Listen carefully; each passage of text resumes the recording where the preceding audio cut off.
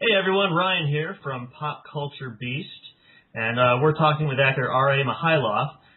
His latest movie, Hatchet II, comes out on DVD and Blu-ray February 1st, 2011.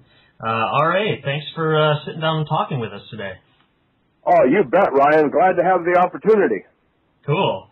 Okay, so according to IMDb, your acting career kind of started in the late 70s, early 80s, but what did you do before that, and how did you get your big break? Oh, man. How long do you have? You want to hear my pre-acting resume? Pack a lunch, brother. I did everything. I mean, I used to work in a iron foundry, worked on the railroad, used to do cross-country oil exploration.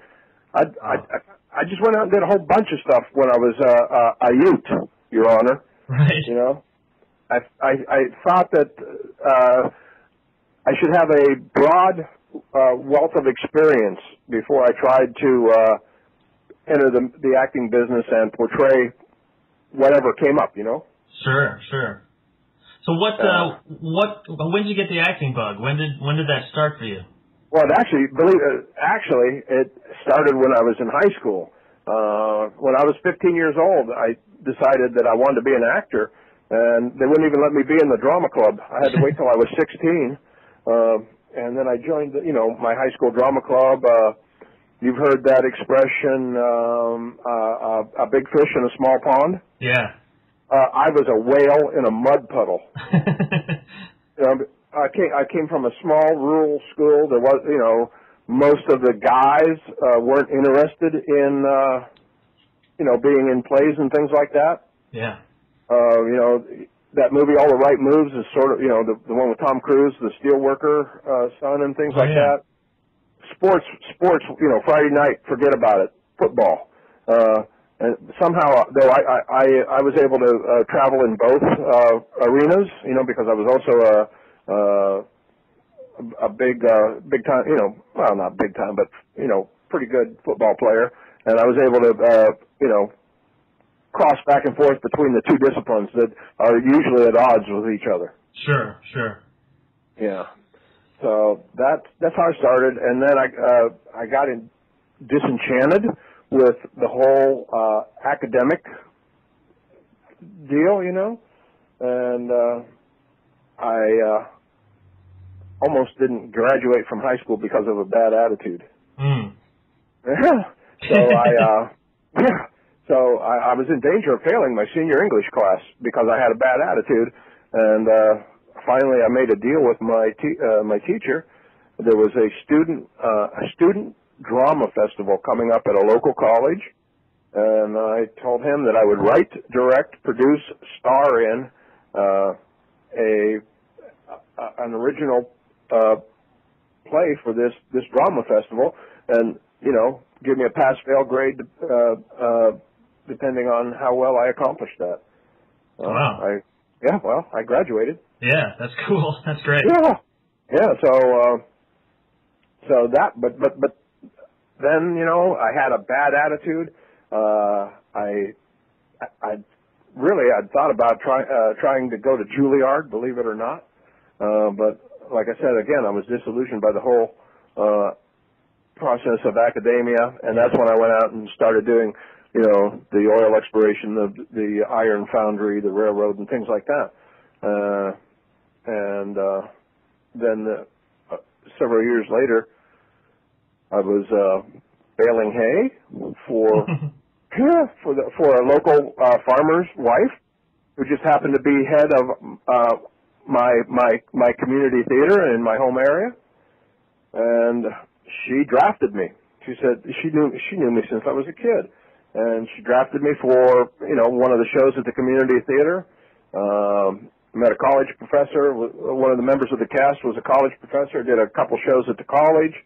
I got the acting bug again, and I actually ended up quitting the railroad, going to acting school, and then once I got out of acting school, I got my first job. What was your first job? My first job was in an outdoor theater in Galveston, Texas, portraying it was called the Lone Star. It was a big big extravaganza about the founding of the Republic of Texas. Oh, wow. Yeah, it was really cool too. I mean, these outdoor dramas. Do you know anything about them? I think I do. Sort of like a outdoor theater kind of thing, right? Where you're... It's outdoor theater, and it's on a grand scale. But I mean, the house, I think, was like 1,500 seats, which is huge. And it's outdoors. And I mean, we had covered wagons. We did a cavalry charge on stage. That's awesome. Oh, it was cool, man. I loved it. Are you kidding? And it was good, good groundwork for a future in the movies. Yeah. Well, so connect the dots there, because it seems like, partially we're connected, but it seems like quite a long road from, baling hay to Hollywood. Did from there were you discovered doing the outdoor theater kind of stuff, or was it banging on a lot of doors first? No. I just learned the process as I went along. I started doing outdoor theater. They brought in.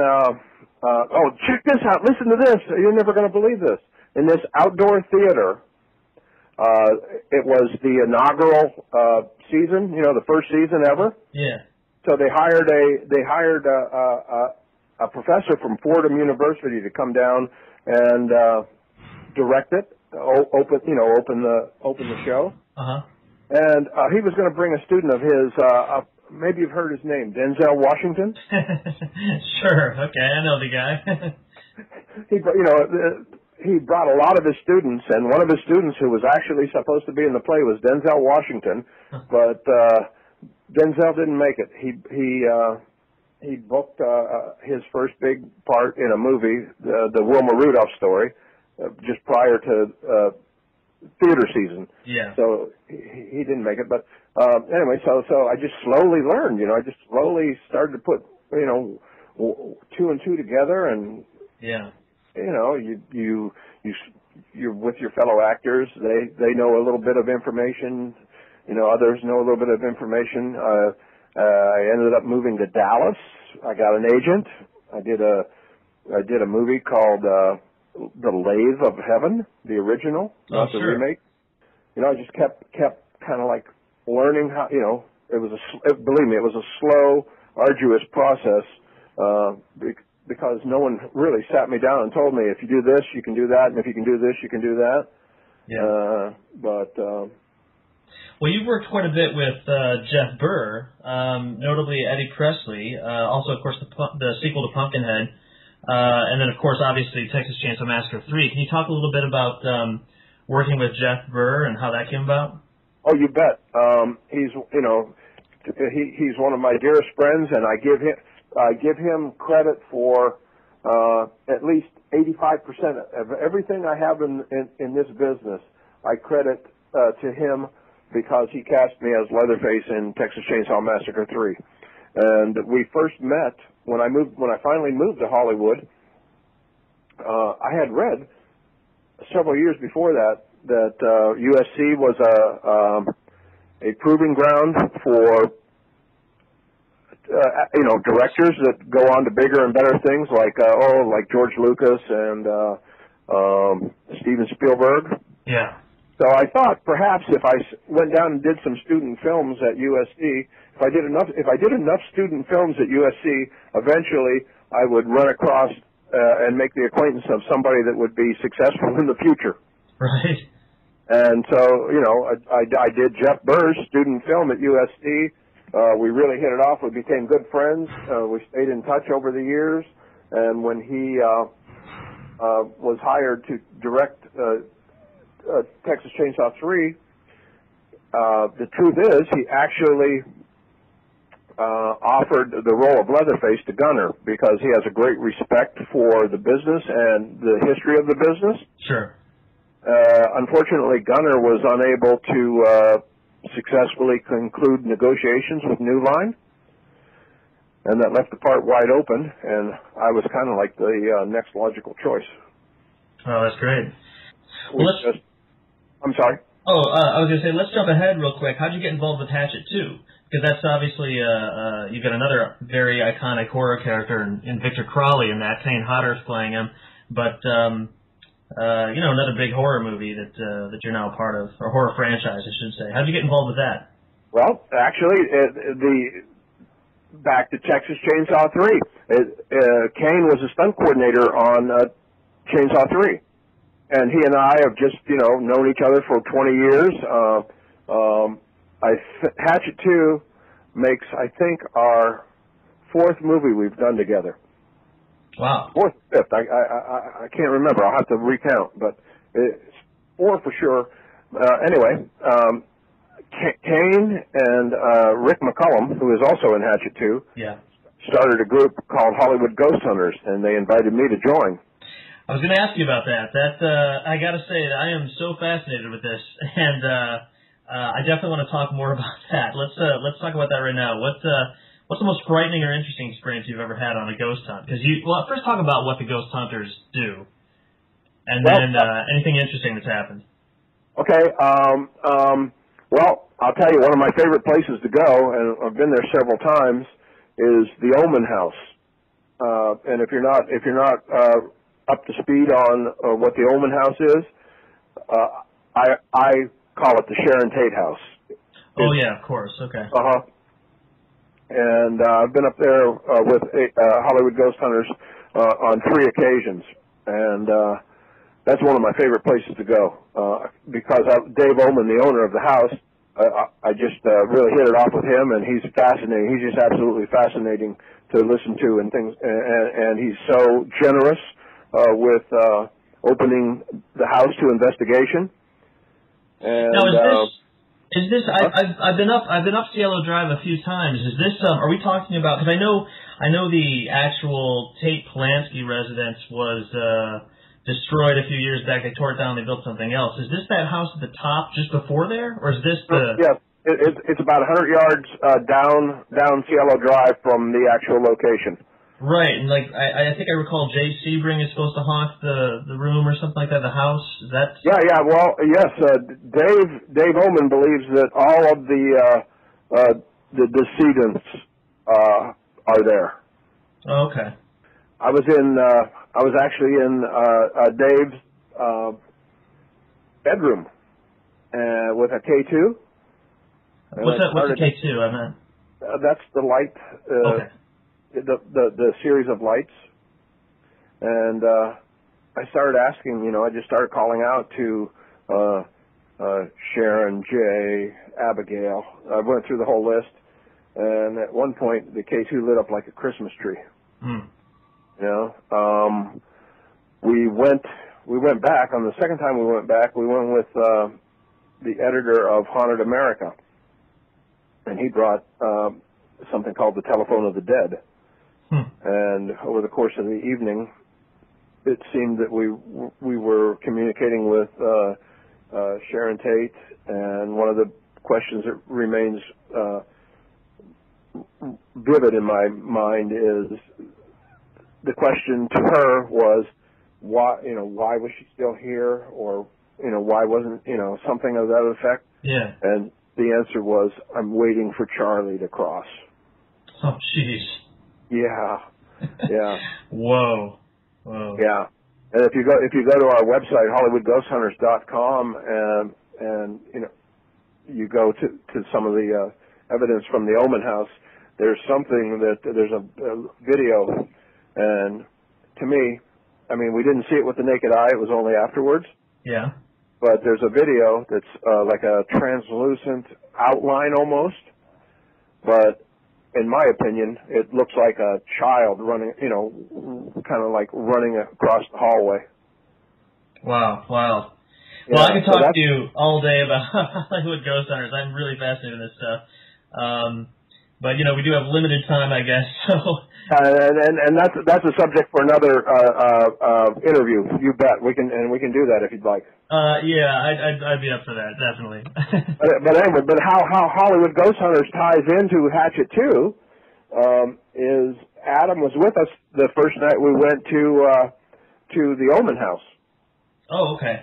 And Kane and I just Kane and I have had, known each other for 20 years. We do a lot of personal appearances together, and we've developed a kind of like a shtick, it's like almost like a comedy routine. And we goof around, and we're always bagging on each other and just goofing around. And Adam Green was getting ready to go to a film festival in Europe, and he asked Kane and I to cut a little promo video for him for the festival. And we were just our smart ass selves and goofing around, and he seemed to like that. And at the end of the night, Kane looked at Adam and said, "Hey, when we do Hatchet II, we need to have RA in it." And Adam looked back at me and said, "Yes, we do." That's great. Yeah, and that was it. That was the last mention of that, and that was in the middle of the summer of 2009. And then the rest is, of course, movie history. Yeah, and I'll never forget Kane. On Saturday, now check out the date, Saturday, November 14th, 2009, Kane called me up and said that Adam wanted me, they were getting ready to do Hatchet II, and Adam wanted me in it. Yeah. I should call him, and so I called him, we talked, and it was, by the end of the conversation, it was a done deal. Truthfully, it was a done deal. Before I even called Adam, I was ready to do it and wanted to do it, but it was basically a done deal by the end of the conversation. Sure. And I got to tell you, it's one of the best. It's one of the best film projects I've ever been involved with. It was just so much fun working on. Well, a lot of that comes through. The movie's a lot of fun. I gotta say, Hatchet II has pretty much the largest chainsaw I've ever seen. Yeah, I know, and I was nowhere near it. Yeah, I was gonna say, it's like, the thing is, like, I actually can see almost no practical purpose with this chainsaw other than for Kane Hodder to, like, chop two guys in half with at the same time. But, your death scene is, something else entirely. Maybe I should give a spoiler alert. Was there ever discussion on set, like, hey, we've got Leatherface here, we've got this enormous chainsaw, maybe the two should meet? No, I didn't even know about the chainsaw until I saw the trailer. And it's funny, some reviewer actually wrote, Victor Crowley,